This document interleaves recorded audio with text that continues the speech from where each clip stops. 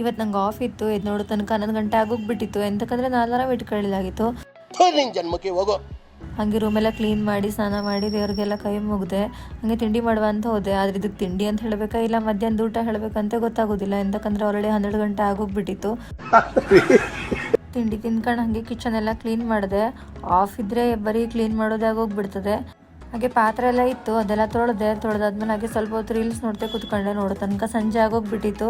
ಇವತ್ತು ನನ್ನ friend birthday, ಮತ್ತು ಅವಳು ನೈಟ್ ಡ್ಯೂಟಿ ಬೇರೆ, ಅದಕ್ಕೆ ಅವಳಿಗೋಸ್ಕರ ನಾನೇ ಅಡುಗೆ ಮಾಡ್ಕೊ ಬರ್ತೆ ಅಂತ ಹೇಳಿದ್ದೆ. ಹಾಗೆ ಅವಳಿಗೆ ಅಡುಗೆ ಮಾಡ್ಕೊಂಡು ತೊಗೊಂಡೋಗಿ ಕೊಟ್ಟೆ. ಹ್ಯಾಪಿ ಬರ್ಡೇ ಅಂತ ಹೇಳಿ. ನನಗೆ ಎಷ್ಟು ಚೀಪ್ ಅನಿಸ್ಬಿಡ್ತು ಅಂದ್ರೆ ನಿಮ್ಮ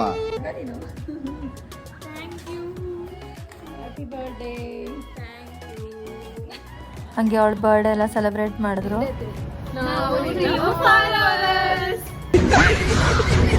ಹಾಗೆ ರೂಮ್ ಬಂದು ಊಟ ಮಾಡಿ ಮತ್ತೆ ಮಲ್ಕೊಂಡೆ. ನೆಕ್ಸ್ಟ್ ವಿಡಿಯೋಲಿ ಸಿಗ್ತೆ. ಬಾಯ್.